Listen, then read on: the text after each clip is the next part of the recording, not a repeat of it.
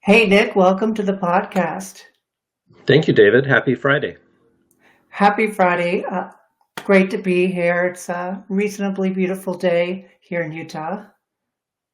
It's overcast, but thankfully it's not dumping down sideways rain here on the coast of Washington State. Yeah. Sometimes I love a good rainstorm, but usually there's often times that I don't. Coastal rain can be interesting. It's a category of weather that I hadn't really thought of as its own category weather, but sideways rain it's such a thing that for example, we're owners at a condo complex where we've been embroiled in a multi-year lawsuit with the contractor over what they call wind-driven rain, which is the technical term for sideways rain. Which, when you build a building prepared for rain to fall from above, you don't necessarily build a building that will withstand rain that's coming from the side.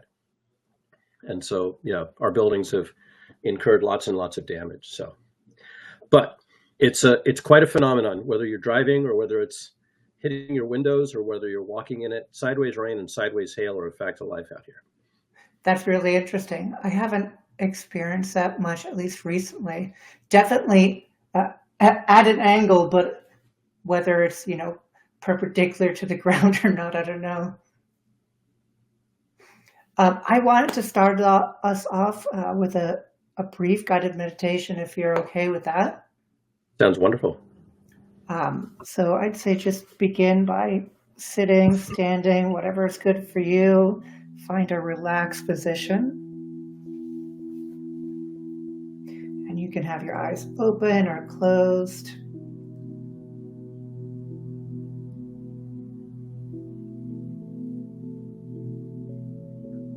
And let's take a deep breath together, breathing in.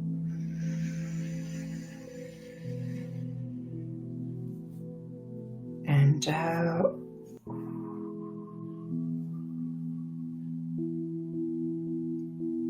In.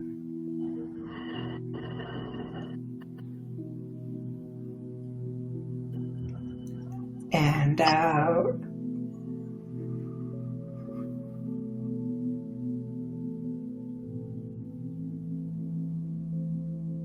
In.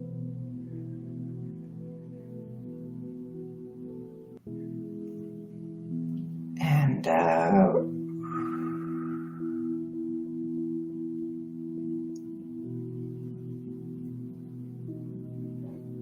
And just allow yourself to continue to breathe at a normal rate, a frequency that feels good right now.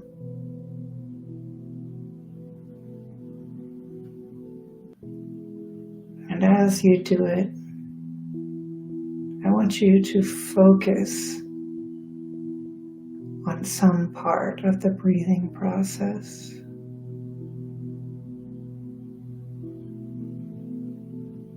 Whether it's the sensation of the air around the tip of the nose,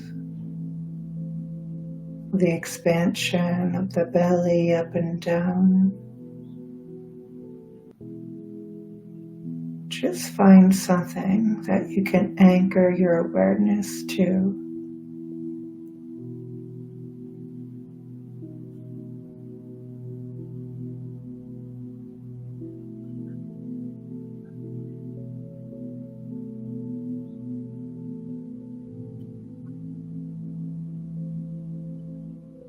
And as other thoughts and ideas come up,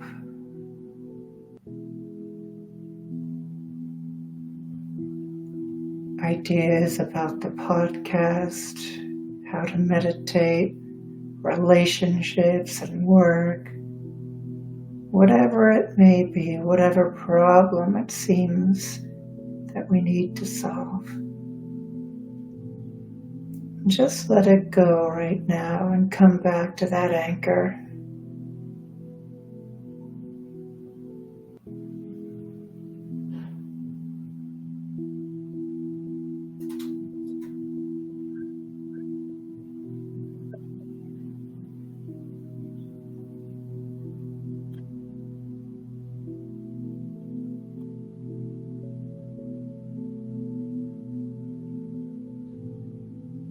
And as we relax deeper into this space, we may feel messages from our body. And just allow your body to move if that's what it needs.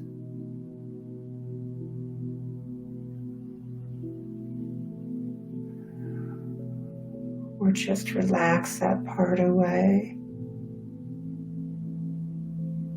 You can say okay or thank you. But just keep coming back to that anchor.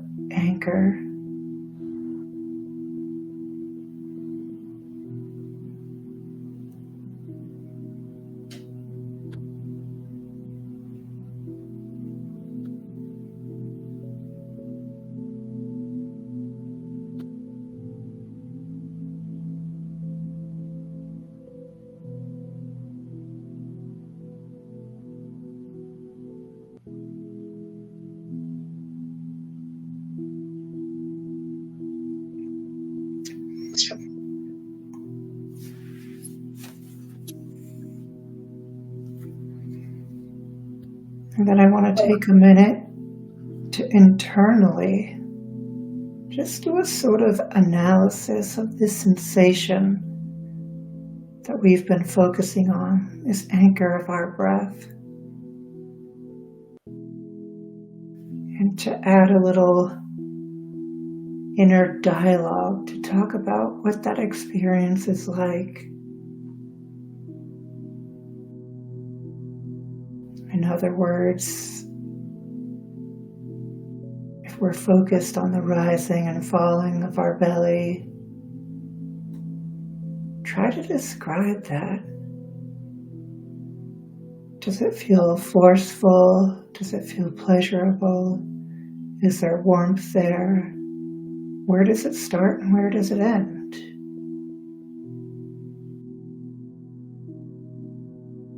And just take a minute or two to just be interested in it.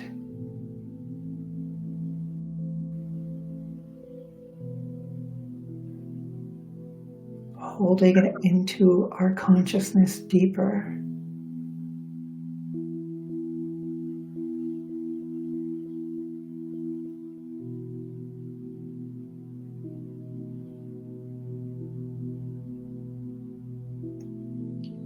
Allowing us to just relax as other thoughts come into our awareness.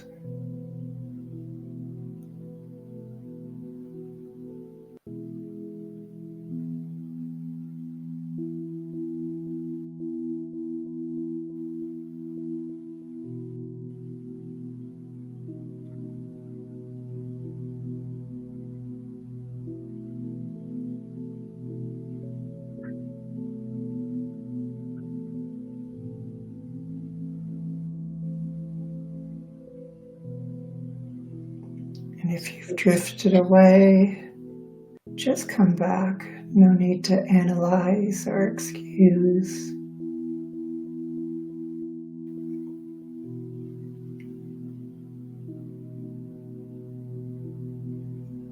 I'm still focused on that anchor.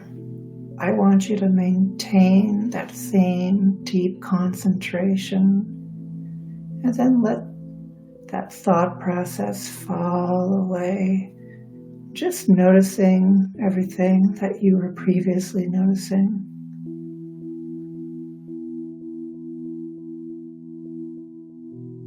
But just being more deeply connected to it without the dialogue, without the analysis.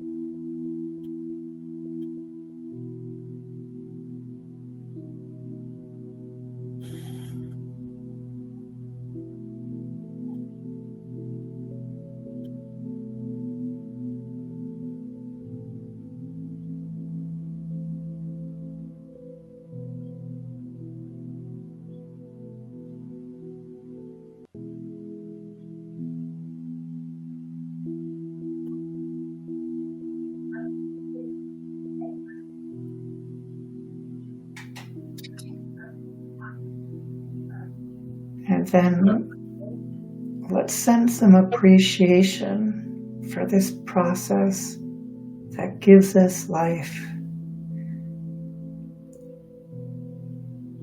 Connecting to it, whatever feels good to you.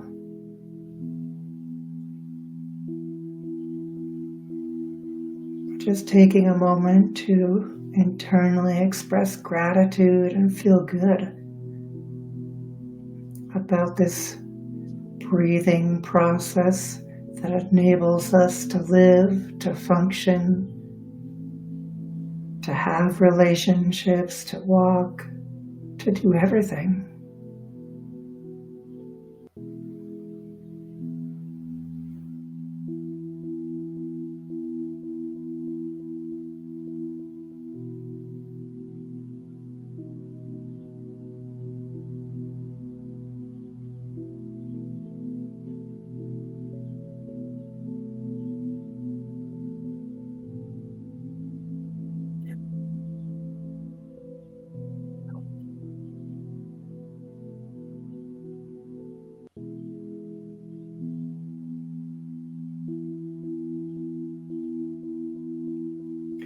And then let's take one last deep breath in together, breathing in.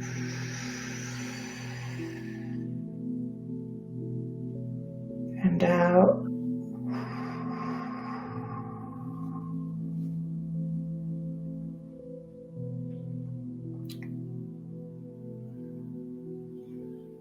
Coming back to this space. When it feels good, open your eyes. And I'd like to invite you to just share either your experience or what feels alive with you now or what came up or anything of that nature. It's interesting that I had a pretty strong experience of my body, and I'm feeling very unbalanced. It's almost like my body is banana shaped and feels like it's kind of curved in one direction. And so as I was breathing, I was trying to kind of like take my core, which feels like it was very much off to this side, and kind of let it kind of come back to center a little bit. It was a very strange experience. As I was breathing, I was getting like some spasms in my back on one side and just kind of really feeling that. Like it was kind of helping to, like we talk about centering, but we usually mean it in a psychological sense. But this was like in a physical sense, centering. Centering the banana. Centering the banana, straightening the banana. Maybe that could be the title of this episode. Yeah. Is it normal for you to feel like a banana? Has that come up previously? That was a very unique experience. Anytime I've meditated, I'm usually fairly balanced. I've done yoga on and off for years, but haven't had much of that practice lately. And I've been, since I turned 60, which my 62nd birthday was this past Monday. And happy birthday. Thank you. Since I turned 60, I've had to kind of go on this journey of kind of coming with a new relationship to my body as I age in a way that I hadn't had to do in previous years or previous decades. And so, definitely figuring out how my body can be effective now when it's, doesn't always do exactly what I want it to. Now, how did that come up? You were trying to do things and you just noticed that you get tired or you literally can't do it? Just noticing a decrease, the big downturn in vitality since I turned 60, and I've since read that there's recent research that shows that around your mid 40s and then around 60 are two times when you don't age kind of at a constant rate. That those are 2 points in life when over a statistical range, right, of averages, on average, people have a much bigger hit in terms of aging at those two times of life. So that was interesting because I was already feeling it before I read that. When I read that, I'm like, oh, that made a lot of sense to me.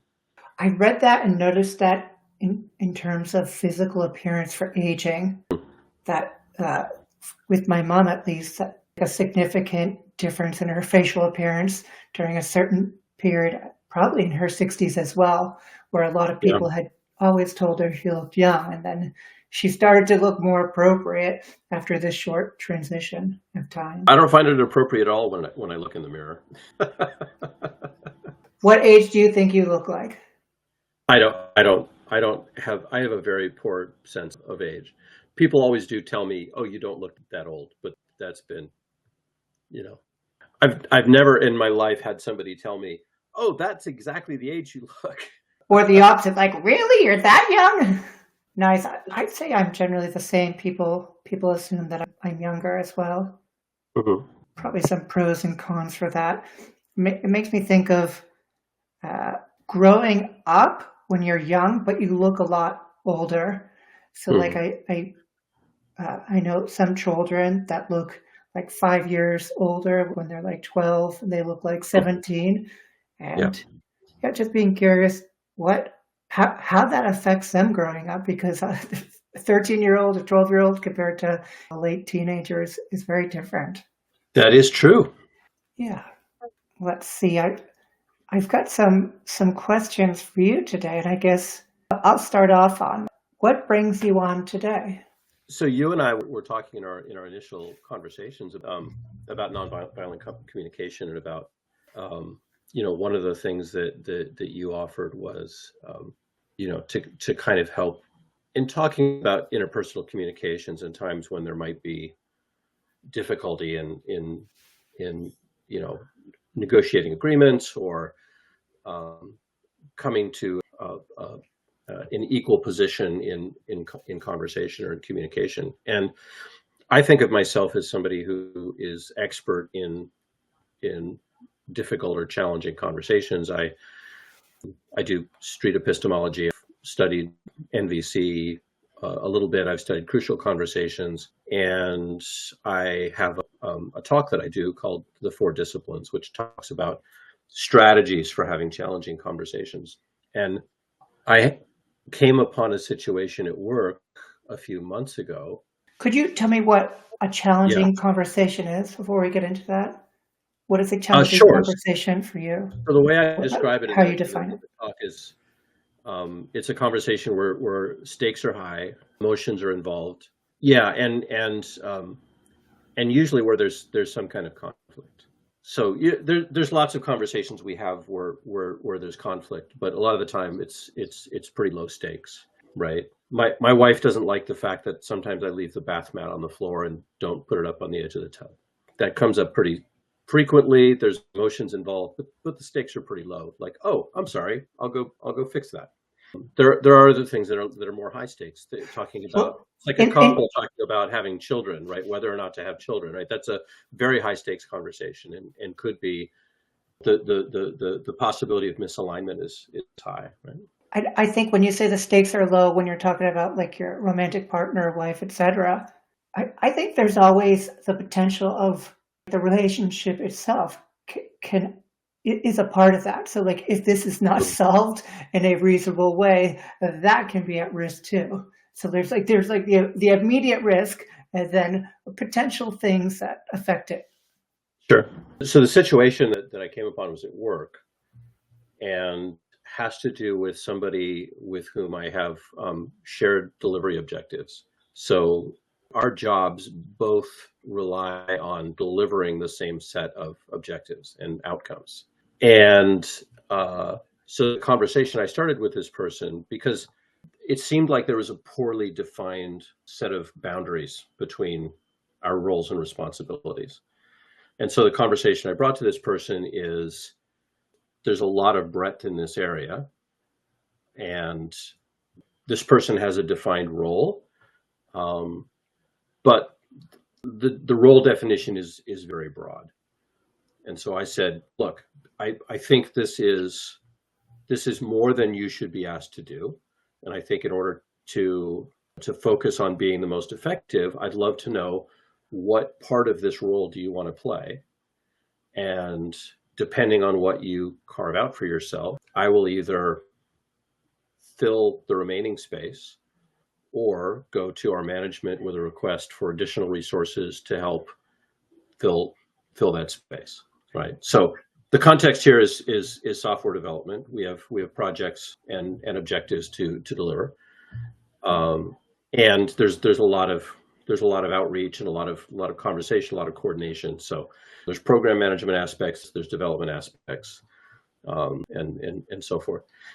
And I've had many of these conversations over the years. I've been a software development manager for years. I've been a technical program manager for spanning 30 years over those roles, kind of going back and forth between those roles. And I've never had a situation where I couldn't have a very simple conversation with someone and they say, oh, I'd like to do this. This is like my skill set. This is my jam. And I'd say, okay, great. Then I'll take the rest of this, or we'll tag someone else to come in and kind of help fill this role where neither of us feel really comfortable. It's just usually like a 5-minute conversation. This person seemed defensive at that and didn't want to define what role they wanted to play. And as a matter of fact, asked, let's ask our managers to tell us what this should be, which didn't really feel to me to be the right thing. I mean, it's like we're grown-ups, right? We should be able to carve up this space and figure out how to work together.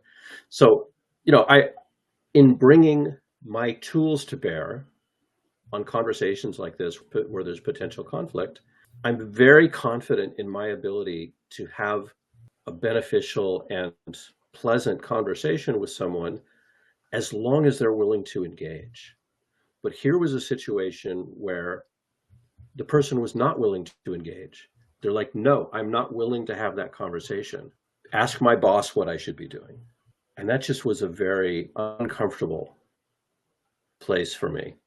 And it made me realize that as expert as I think I am in this sort of negotiations, this sort of conversation, this is a situation that I didn't know how to handle. And I ended up taking several runs at it. So I wrote up a wiki page that listed all of the roles and all of the things that we needed to do, and said, can you just put your name by some of these and let's figure it out from there. I took our company's role definition and said, here's all the tasks that are in this space for your job role. Like, which of these things is interesting? This person just wouldn't engage with that. And so we did have to end up escalating and bringing several other people into the conversation. And at the end of the day, we had that meeting with my boss and their boss and the two of us. We came to the table, and I had a pre-meeting with my boss. I mean, this went to kind of a ridiculous degree. Before we brought all of us together, I had a conversation with my boss about this, and it said, hey, I'm having a difficulty coming to this conversation. He's like, well, that's weird. And I said, how would you like to handle it? He said, let me go to this person's boss and have a conversation with them and see what we can do. And like 2 weeks passed by, and my boss and I had our regular one-on-one meeting. And I said, did you ever come to any resolution on that conversation about this person's role definition? And he said, no, it's really bizarre. It's like I talked with their boss multiple times and we weren't able to come to a resolution. So at the end of the day, and like this is taking place over a couple of months, I think it was probably 3 months. that it took us to resolve this situation. I finally came into I finally just scheduled a meeting with all of us. We got into a room, and then I just went in the room and I said, "Hey, I'd love for this person to do this stuff. I think that's what it seems like. That's what they're doing, and it seems like that's what they want to do. And that means that this gap is over here." And everybody just nodded their heads and said, "Okay, sounds good." So the question was, and that's the conversation I'd love to have with you and have you help me navigate through this, is why was that so difficult? So why was that so difficult? And that I might have I'm to. not asking you, right? But I'm thinking you could probably ask me some really good and deep and interesting questions that might help me come to that realization. And I have some reflections on it, but I'd love to have it from your training in NVC and other things. I'd love to have you kind of like moderate that and see if we can work that out together. I think it'd be interesting to explore what was difficult about it. And then Yeah. as you were saying it, what came up to me is understanding what was going on in both of you, understanding really what both of you needed. Yeah. Yeah. And I think I want to start with just like playing around with what you think they needed and you needed, and really looking at how you each responded to each other. And I guess before I even get there, just reiterating that it seems like when you're given this assignment, that your general first move is to be very generous and say, like, how would you like to proceed? And I will support that, which seems like a great way to start things. And you would expect people to receive it very well. And what happens when it doesn't go that way? And so my question then to you is like, okay, well, I want to understand why it didn't go well and what the needs expressed or unexpressed that we think we had, in this case, you and the other person. Yeah. Yeah. I had lots of speculation about what this person's needs were during that process. And some of it is based on speculation about this person's relationship with their manager. And when I kind of tentatively explored and asked questions about this, the reactions I got were no, I'm not worried about that. So for example, hey, what do you like? This is a broad range. I don't think you should be expected to do all of these things. What do you want to do? And the reaction I got back made it feel to me that they needed some psychological safety that they weren't feeling in that moment. And so I actually said at one point, like, do we need to have this conversation with somebody else in the room, right? So that it can be a safe conversation. And this person came back and said, no, I don't need that. That's not what this is. But we wouldn't say what that was. The person that was managing this person, I have heard feedback from their other direct reports that they were very judgmental, I guess. Like they were holding a really high bar for people. They were asking for unreasonable things. And so one of the things that I was reading into the situation was maybe this person was worried for their job and worried that what I was expressing was an implied criticism of the way they were doing their job today. And so everything that I said, I was trying to dispel that idea and say, look, I'm really trying to just figure out, make sure that we're not stepping on each other's toes, because there's some things that we're both doing that we shouldn't both be doing. And there's some places where there's things that aren't getting done because neither of us are getting them done. And so my worry was that my questions were being perceived as, hey, you're not doing your job. But I don't have any confirmation of that. In other words, like, they wanted to keep their job and they didn't want to take actions that threatened that. Some of the actions that you took, so now I'm just trying to like go with that, about it seemed like you doubled down. Like they said, let's talk to our bosses about this. and you're like, let me create an advanced Yeah. diagram for you to choose from. I've made a Wikipedia. All you have to do is circle it, and we'll do that. And to me, that thinks it potentially goes in the other direction, and how they react it Possibly. might speak to it. So Yeah. Yeah. if it has something to do with like their wanting or inability or whatever, it has to do with them making a choice. They're not going to react well to that, which kind of makes me believe it had something to do with that. Like, I Could don't have know done. how experienced they were, or even how they were feeling that day, or how they were carrying on with you. But maybe they were having a difficult time making a decision for whatever reason, and Yeah. wanted you or someone else to make the decision. Whether it needed to be the boss or it could have been you, I don't know. But I guess this goes a little bit away from like their need, but like looking at how your one of the ways that you try to solve it seemed to indicate didn't address their underlying needs. Yeah. Yeah. It's difficult for me when people will not articulate what their needs are. And oftentimes when people do articulate it, it doesn't mean it's true. Sure. Because Yeah. there's often multiple levels of it. And I might believe I see or have an understanding what someone's needs are and whether I'm right or not, where they're resonating is somewhere else. And I have to often meet them where they're at, which Yeah. might be the truth.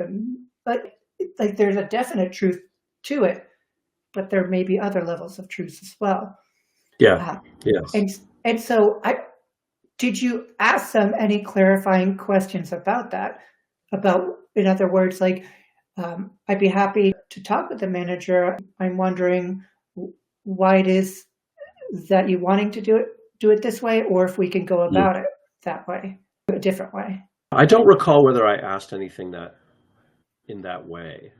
The difficulty I kept running up against was they were not interested in having the meta conversation. They weren't interested in naming a set of tasks. And they also weren't interested in having the, peeling back the layers and saying, well, why are we having this conversation? Why is this difficult? So that was challenging for me because I'm used to having the meta conversation. So I think this gets us more into the heart of the matter of your experience and why it was difficult. And Mm. to me, justify the question is like, what are your needs? What needs didn't get met? And why could you just go to management? Sure, let's do that. I'm not saying that was the best answer, but it Sure. was the solution that they proffered. But instead of just being able to do it, something else was important to you. And so I'd like Yeah. to explore that. Sure. So yeah, definitely thinking about it from that perspective, in my view, if we go to our managers to say, hey, we can't do our job, we need you to help us do our job, right? That doesn't seem like grown-up behavior. It seems like this is our job to sort out. We should be able to sort this out. I feel like if I can't figure something out and I have to go to my boss, that's a failure on my part. There's some things it's natural I need to go to my boss for. If I need help making a decision about whether to spend some budget money on something, for example, that's something I'm going to go to my boss and get input from, look for a consensus. But if it's just figuring out how I get my day-to-day work done, right? I'm a very experienced person. I should be able to do that. This other person was very experienced as well. And that's just a very normal thing that we do at work is, hey, it's like high school, right? We have this project to do. What part of the project do you want to do? What part of the project do I do, right? It's something that we should all have been doing for years. So it just feels like if I'm going hand in hand to my manager, that feels like why, that the first reaction from the manager will be, well, why are you coming to me? Why can't you figure this out? So to me, I think it feels like failure to be like, oh, if I have to go for this type of situation, if I have to kick this upstairs, that feels like I failed to do my job. I feel almost incompetent. So it makes me think of street epistemology and breaking things down. Mm. I feel like a failure and like really looking at the truthfulness of that. When you say that, I think a few different things come up. Like one, I want to be employed. I want to make money. I don't want to risk my job. But there's also Yeah. other aspects that may be in play too. I want to be seen as someone who's a good worker. I want to be independent. Yeah. I want to be able to solve problems. And yeah, I'd say tap into that. See if there's anything like that going on. Yeah. I mean, it's a sign of intellectual maturity, right? If I'm going to go to somebody else for answers, there should be a reason that I'm going to somebody else for answers. It's either because they have information that I don't, or it's because, it's important to have consensus for certain types of decisions. But the level of maturity that I have in my job, right? I'm a people manager. I've done this sort of project dozens of times, right? It's the sort of thing that we do every day and we should be expert at. So needing to go to my boss for something that feels that basic just sort of feels like, hey, boss, I really feel embarrassed coming to you with this, but how do I get to the bathroom? Right. It feels like that level of basic thing. So yeah, And very surprising. and you'd feel embarrassed in that situation if you didn't know where the bathroom was. I feel embarrassed, and then I also feel like I'm embarrassing this other person by going to their boss and saying, with them in the room, and saying, what should they be doing? It feels to me like I'm kind of calling them on the carpet, or like I'm complaining about them, which was not the case at all. Right? This is a very competent person, but who is refusing to say what they're going to do and what they're not going to do. It's like, yeah, it was very frustrating for me. Right? It just seems it's almost hard for me to articulate why that was difficult to me, because it seems so fundamental and so simple that it kind of boggles my mind that person was not able or willing to just give me a simple answer. But when you say frustration, when I think of frustration, it makes me think that we're having some sort of judgment on a person, place, a thing, and that we're wanting things to be not as they are. And so, like, it makes me think that there's like conflicting things. At the same time, you're dealing with like some feelings about going to your boss, about the communication in whatever respect that is, but also some resistance to their nature, that how they showed up was not the way you would show up, and there's wanting them to be otherwise. Yeah, that's true. Maybe I was wanting them to be more like me. When I do nonviolent communication, I think a big part of it is communicating and surrenders, like looking in and seeing what's going on with ourselves. And like if there's a lot of times, like I just notice that there's some blocker in me, something that's struggling to accept things the way they are. So I guess saying that, what comes to me is like, well, first we start to, and of course, in the moment, it doesn't always work like this, but like identify what is coming up with inside of me, like and seeing what you can do about it. If it's something like, well, am I okay with talking to the boss? Am I able to do that? Yes, no, and maybe there's something that you can let go of that allows you to do that. Part of it is to be able to express what's going on with you to that other person, to say like one, to start with letting them know that you heard them. Like, so I hear that you're like wanting to bring this assignment to our boss, and just so that they feel understood, and also so that you can confirm, and then saying why it is that it's an issue for you, so that you can put that information out there. Because I imagine like maybe this person has done this for the past 10 years and they're probably frustrated. Why does this guy just want to just bring it to the boss? It's so easy. And so he or she is having like the same issue, but being able to articulate and convey your inner and outer world so they understand you is definitely a step toward resolution. Yeah. So that's how I would do it. And depending on their answer, how they communicate, and the feelings that came up, because a lot a lot of times people don't change. Even Mhm. saying that to them, they might not be like, you know what, that would be a great solution. Let's talk about it together. Maybe they're saying like, no, we need to do it. We need to bring it to the boss. And then you're just Yeah, left with, well, what do I do now? right. Yeah, and in this situation, the reason this was frustrating for me is I'm used to having that meta conversation. I'm used to saying, "Wow, well, this is how I'm viewing this, and I'm wondering about this, and like what are your needs in this situation?" And this person was just shutting down any sort of meta conversation, and that led to those reflections from me feeling like, well, they don't feel psychologically safe with me, and it could be that none of that was true, but that's where I went in my head. It's like, oh, why aren't you willing to have the conversation about this process? It must be that you feel unsafe around me.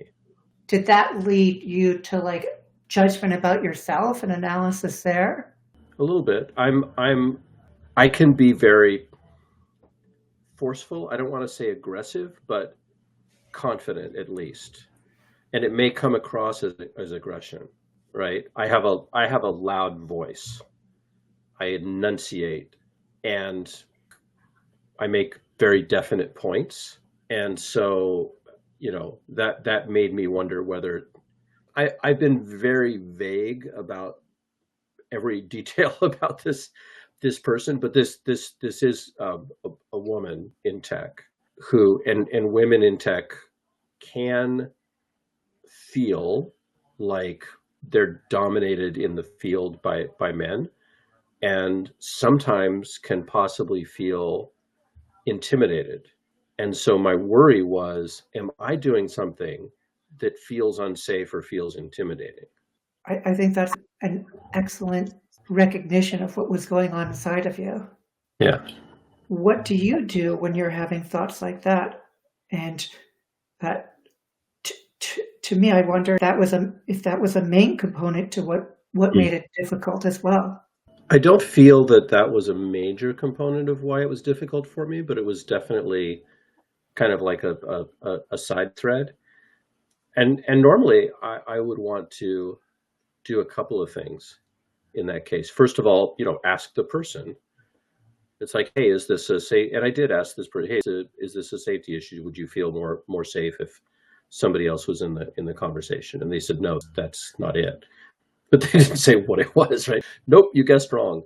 And so then, the other thing I would do is go to other people who I'm close to say, hey, do I come across like this? Do you think I would come across right? Is there a way that this might be an unsafe conversation?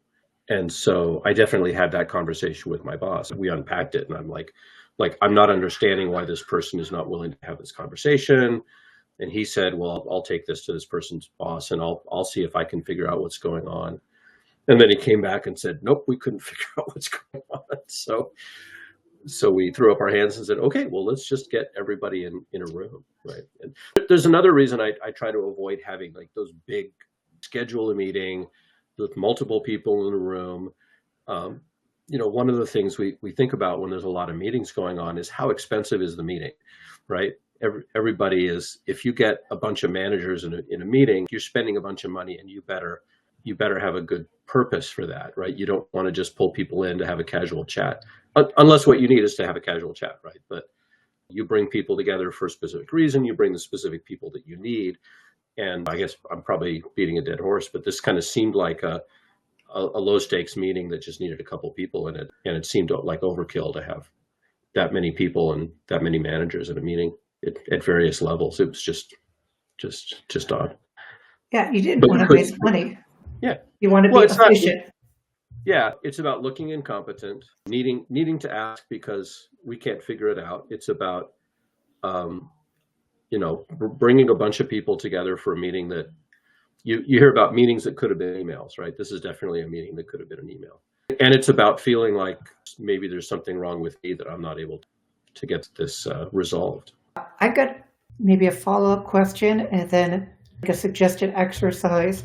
One of the Cool. things I find really well, a technique that I find beneficial is like imagining a conversation or a response, and then noticing what arises in me and then trying to understand the other person. So whether you'd want to explore it now or I'd recommend checking it out to revisit this and Hmm. then just notice what's coming up in you. And Yeah. it might clarify. I think a major component, regardless of so the difficulty, I think, is about the emotional difficulty within you. That's how I'm understanding it. And Hmm. so we can't change other people, but we can change how what comes up with us. And I think this is Sure. one way to do it, and seeing and studying what and why is coming up. I think would Hmm. be very worthwhile. And I'm not entirely sure. I think it could be various different things coming up, and just being able to feel that and process that. Is that clear? Yeah, no, that makes sense. I definitely know that I felt untrusted in that situation. That's the primary thing that comes up for me. I'm trying to do something good for you and for us in good faith. Why are you not trusting me to do that? Is kind of the feeling that comes up. So I'm going to bring the street epistemology and say, like, when you say I felt untrusted, Yeah. I invite you to look deeper in that, because I Mm. would say that untrusted is not a feeling, Hmm. and that there's a level of understanding of how you Sure. feel that's even deeper than that. Yeah, that's a good point. In other Um, words, just to clarify, it's yeah. a thought to believe that I'm not being trusted, but there's Yes. something underneath that is more connected to you. Sure. That's actually a really good point, and something that I read. I recently reread Rosenberg, the original book, and he talks a lot about that. Right, this is not a feeling. These things are feelings. I one of the things that is true about me in terms of that uh, I've often thought of myself in terms of the Jungian type system, which is thinking, feeling, intuition, and sensation, and the way I model myself or I seem to work in that situation is there are times when I don't always feel my feelings directly. I have to think to get to my feelings. So I have to think about what my feelings are. So I'm not sure in that situation what my feeling. Like I'm trying on anger, but it just doesn't feel like it Let's doesn't put this feel like anger mask on. Does it look good on me right That's now? right. Yeah, no, and it doesn't feel like that. Like frustration at not being able to like I have a very simple task to do and this person is standing in the way of me getting that task done. And it's like, God damn it, why can't we just make this simple to get this task done? So it's like maybe that is anger that's there. I don't know if frustration counts as a legitimate emotion, but the thing is right there. I just want to walk over there and pick it up and you're standing in my way of doing that. It's maybe a little bit of resentment of, God damn it, this is so easy. Why can't we just do this? Why can't we have this conversation? Yeah. The word why comes up to me. Because to me, it's like always about, like, the same with trusted, like going deeper. So, like, Mm, why do you want it just to be resolved? And to me, that yeah. is the pathway to understanding, to getting towards understanding you and your needs. And then with the trusted comment, oftentimes when we're trying to figure something out, and then we let go of the process of trying to figure it out, we can Mm. feel the underlying emotion. The problem is that the feeling untrusted. I feel like that's so speculative. It's like I feel like I'm being judged. I feel like my motives are being questioned. But it doesn't make me feel little, right? It doesn't make me feel small. It makes me feel just. I guess there's a couple of aspects of it because I want to get that thing accomplished, but I also want to feel like I'm competent at having this sort of conversation. And so there's I think a dual thing there where it's I feel like this is an easy thing for me to do and I'm not able to do it. So I'm judging myself. And then I'm frustrated at the other person for not being willing to have this conversation. But I guess at the end of the day, all of that is I'm trying this thing that I think I'm good at, and I'm being bad at it, and I don't know why. I'd say judgment is definitely a component there. When you Hmm. touched on the trust, you both implied and said that they were the judger, right? Yeah. And that starts to uh, create emotional negativity toward them, which Hmm. will lead in frustration. And like, I guess that's another important thing of like when we get connected, if we put the burden of why we feel the way we feel on someone else, uh, it will Sure. lead to, uh, well, often lead to pain. They are why, instead of, well, I'm feeling angry, sad, whatever. I'm Yeah. feeling sad because I want to be able to solve this. I don't connect to sad in that, but maybe there is a component of that. It's hard to know. It's going to be underneath. Well, some an Yeah. emotion's going to be underneath, and it's not always going to Mhm. be obvious, and there can be different emotions. And I'm not absolutely saying that's what it is, but I could Sure. definitely imagine it being there. Hmm. Yeah. Well, that's another mask I'll need to try on and see if that fits. Well, you've certainly given me some homework. This is exactly why I wanted to have this conversation with you. I appreciate that you brought it up. It's fun to explore, and Yeah. especially with someone I loved bringing up what you do as well to say like, let's look at this a little bit deeper. Yeah. One of the things about nonviolent communication, I try so like studying it and being like an engineer. This is wrong, and you should have done this. But Hmm. when I'm listening to someone, if someone, this is the pitfall of NVC. If someone in a normal conversation is like I don't feel trusted around you. Although like my mind may be like not an emotion. If I say that to someone in a normal conversation, uh, Yeah. it's not good. They want to Sure. be heard. And my job is generally to look beyond and say, what do they mean? And so that I don't feel judged and I feel connected to them too, and vice versa. Yeah. Agreed. Anything else that you want to say about that conversation? No, I think I feel like we've kind of hit all the things that I can get to right now. I really do feel like you know, I'm not going to have a breakthrough on this immediately, but you've given me some homework and some things to think about, and I may get to more of this. One of the things I want to do is I want to incorporate this experience as another story in my four disciplines talk and material to say, hey, here are because what the four disciplines is it's I talk about several different conversations that I had and different skills that I brought to those conversations. And then some places where I didn't have the skills yet, but here's what I would do today.